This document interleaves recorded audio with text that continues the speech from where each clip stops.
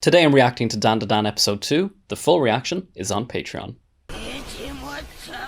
That's so weird.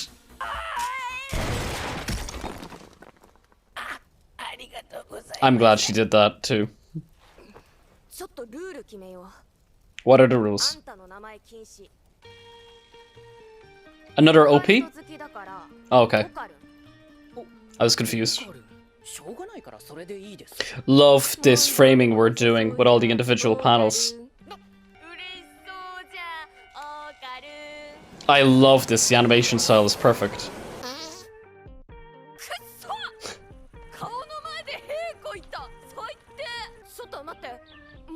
I love this is such an inventive way of exposition. Love this shot, oh my god, that's gorgeous.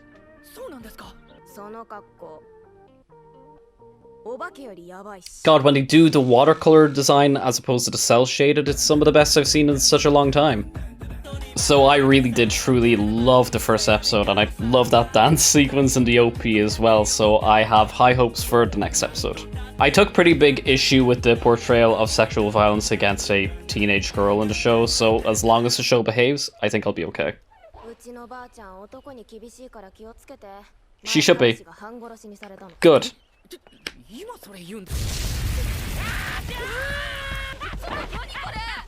I'm assuming it's because he has a curse on him, right? What are we getting?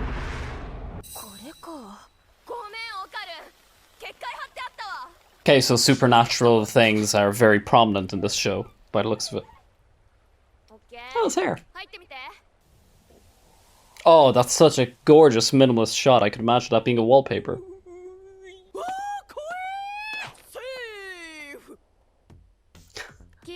I love the comedy in this show.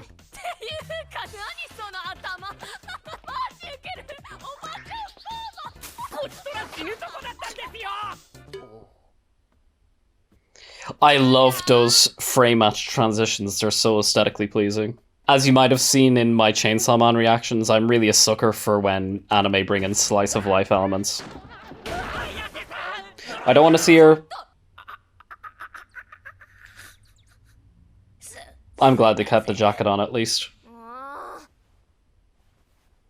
That's a gorgeous top, I love that.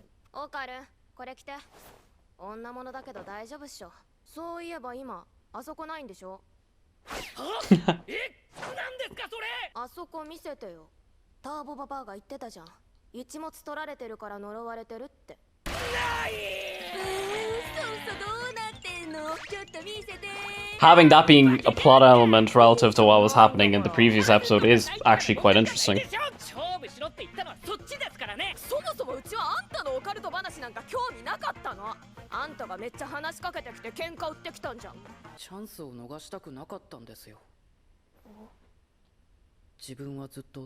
Oh, this is a great way of developing empathy for him as a character. God, I just can't get over how good looking this animation is. It's really, really strong. I love the do not enter written on her door as well.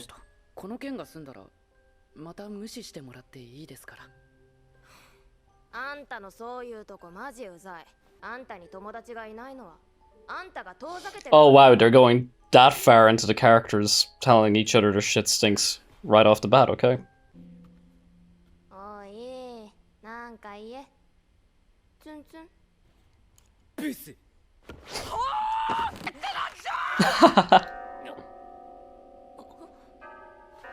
I totally forgot that they were here to see the grandmother. Interesting.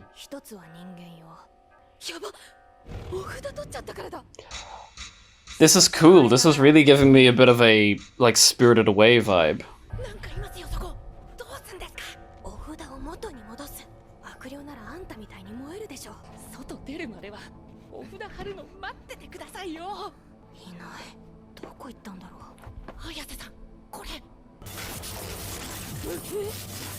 Whoa, what?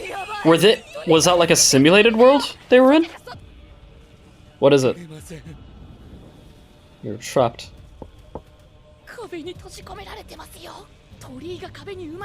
Oh, shit.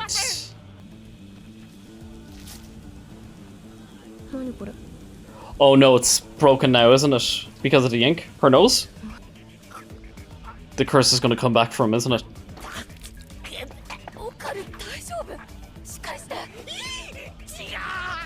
Okay, I take it is more oriented for kids if they're not making the blood red.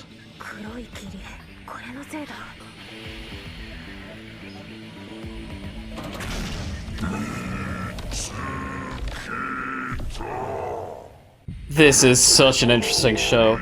I'm also not used to seeing an anime with the ad breaks like that.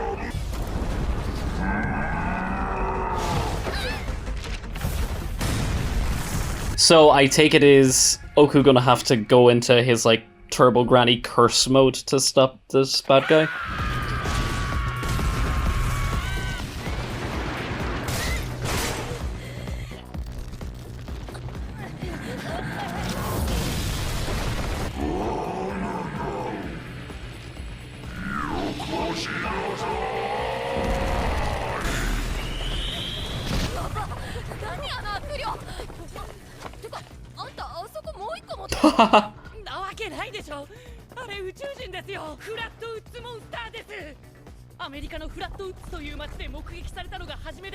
Yeah, the Aztec design is really, really interesting. Love that little bit of sound design.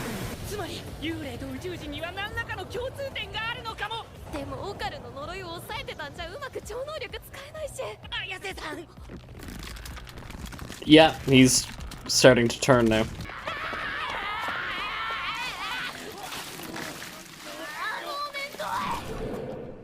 So does he just not have to go to the bathroom now, or how does that work?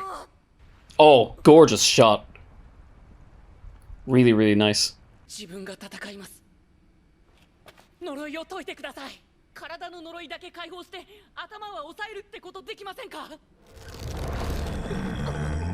That's so interesting, the concept of her being the one in control of his power.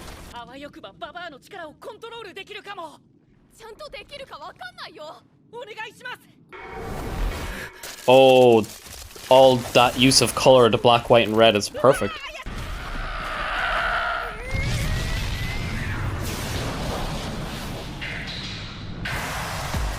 In general, the sequence works so well because of how much it resembles, presumably, the manga art style.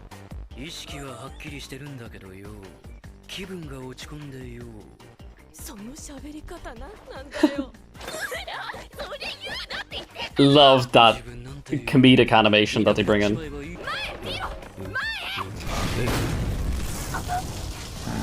Please be okay.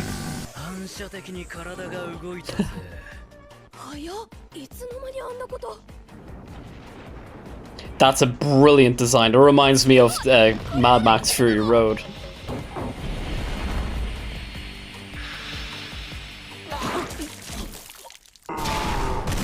Has his body become too overwhelmed with this new power?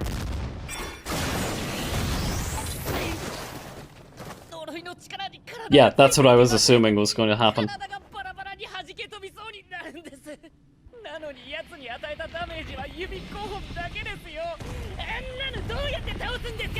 But the thing is, if she transforms, then is he just... Okarun basically just screwed?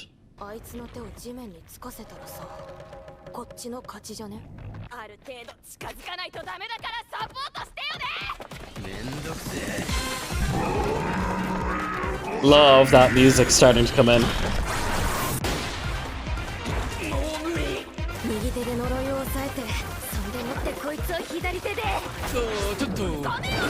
Oh, I love... There's been so many times where the camera turns for the characters. I love seeing it.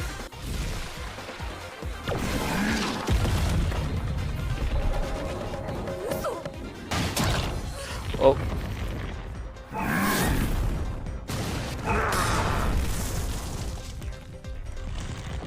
I'm glad this is the type of show where bones don't really break.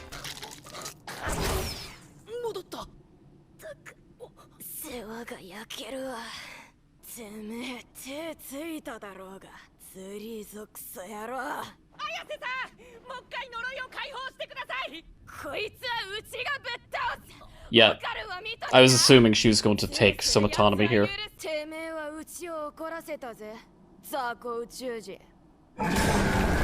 And again, this is doing a great job of reinforcing her character at the same time. How? Whoa! That's such a simple twist, but I did not see it coming at all.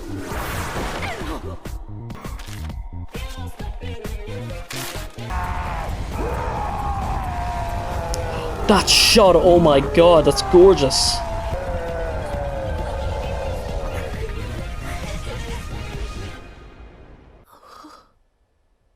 That one still shot they did was absolutely stunning.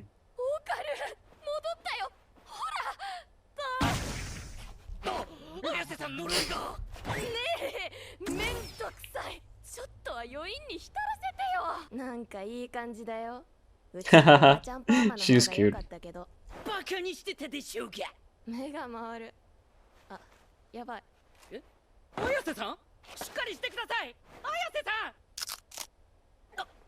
I don't like the sound of that. Oh no, without her, what is he gonna do? Love the red though. All the red design looks so cool. No, don't be over. Oh. So I'm not quite sure who this little cat is yet, but I assume we'll find out.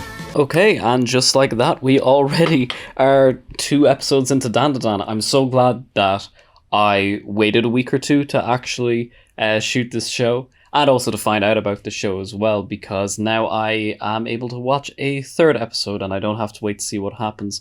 So yeah, I mean, just to kind of go over the plot and talk about what I really liked.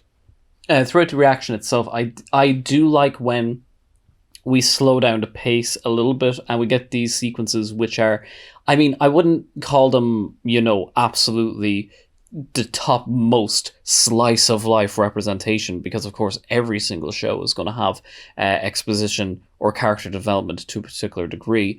I think it's just more so that kind of the tone and the vibe they were getting with like the way the characters were interacting with one another. It just kind of had that homely, familiar feel, which is why I compared it to SOL just a tiny little bit. But in any case, I think the episode is very strong. I think that even though there's still going to be another 10 episodes to go, it seems to be portraying... This episode did a great job of showing the type of world that we're existing in. We're seeing the strengths that both these protagonists have with their powers, as well as the limitations of them. I think some of the animation is just so creative and well designed, like the opening sequence, the cold open to the episode, where everything is being split into the panels, which of course resembles manga. It also resembles, some of you might be a little bit too young to remember a movie called Catch Me If You Can, Leonardo DiCaprio and Tom Hanks, in which the opening sequence for that, the opening credits, did the exact same design. It was really big at the time of release. Everyone loved it. I went crazy for it. And I mentioned in the reaction as well, mixing these different art styles, the regular cel-shaded versus the very comical, over-the-top comedic anime style, when the mouth is just a total square, when the eyes are total white, when they bring that in for dramatic effect. But then also these unbelievable watercolor establishing shots, like over the town I couldn't get over. And when they were fighting the monster, the Fleetwoods, I think is the name, Fleetwoods or Flintwoods, when the monster was defeated and we got that still shot where the camera is panning upwards, just the most striking black and white animation that looked like something from... It looked like something you'd get in Junji Ito, but less cosmic and like grand and more futuristic and mechanical and industrial and kind of sci-fi, even though the monster itself is Aztec. God, just the production I love, the kind of the quirky music coming in and out is really great to see. I think, again, I said it in the reaction to episode 1, that the voice actors for this show are just doing a phenomenal job. I'm like, it's so easy to empathize with characters like these when you could just hear all the emotion coming from the chest with these characters. I'm glad that there wasn't anything overtly offensive or potentially like kind of damaging with its representation of violence in this show. So that's an improvement. It's definitely like I'm very aware that in this sense when the male when the male protagonist has a particular part of his body stolen by the demon and having that be a plot device, that it's done for comedic effect. So like I wouldn't say like I'm like totally uncomfortable with that. It's definitely a little bit strange, but at the same time, if this is garnered towards a younger demographic, then I think it kind of gets more of a pass in the sense that that's done for more so tongue in cheek kind of toilet humor, that kind of thing, which I'm totally fine with. I thought it was great. I love that scene where Momo was just kind of calling him out for the things that goes on in his head and his insecurities, and then he knocks back immediately with, "Who the hell do you think you are to try to chastise me for those type of things?" So for that show to end, for this episode of the show to end with that type of cliffhanger, to see how is he by himself now that she's out of the picture, how is he going to navigate the turbo granny spirit within himself? That's going to be so interesting to see.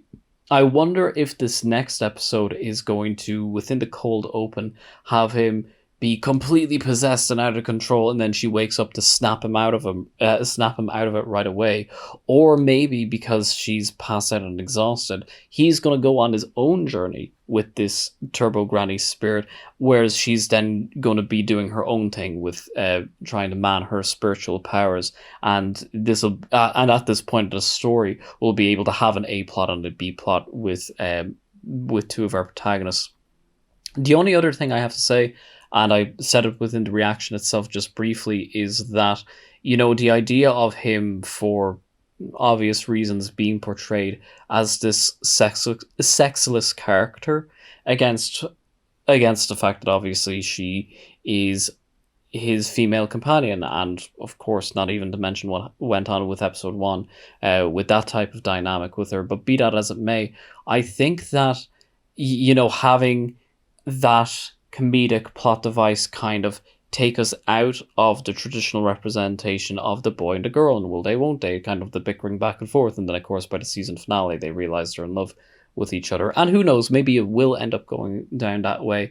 But nonetheless, to have, you know, that kind of part of him literally being removed, and not just in a figurative sense but in an actual literal way, to the point where Momo wants to see what he looks like down there, it's very compelling. And I think it's one of those things where, from just what I'm seeing of the first 2 episodes, seems to encapsulate kind of like the ethos of the show, in that this is how ridiculous the show is, but this is also a premise we're going to stick to. We're not going to just bring it in for shock value, and of course it is shock value, but it doesn't feel cheap shock value. It feels like this is an idea that we're actually going to continue to explore. And amidst all that, having this episode as well, having Okurun have his own, I guess you could say, in an episode arc that he has here, in the sense that he's coming into terms of accepting the power that he has, but also still being very challenged by it. And you, of course, could say the exact same thing for Momo, that when her back is literally against a wall, that's the point at which we have a reflection of her values. And it's so interesting for her to say that her biggest gripe was the fact that this sumo wrestler, Stone Monster, has been cheating because his hand touched the floor, but he still wants to fight us anyway. It's a great way of characterizing both of our protagonists in the moment. Be that as it may, I am very interested to see what goes on with episode 3, and then I'll have to wait week by week to watch these episodes. There'll be a little bit of a delay with episodes 5 to 6 because I'll be abroad, but I'll address that in the comment section of whatever the preceding video will be around that time. Be that as it may, I'm very much enjoying Dandadan so far, and I'm very excited to see more, so I'm going to get into it. If you have made it this far into the review, I want to thank you so much for supporting what I do, whether you're a free subscriber here on YouTube or you're one of my patrons. Either way, I want to thank you so much for your support. So that's pretty much it. Arigatou gozaimasu.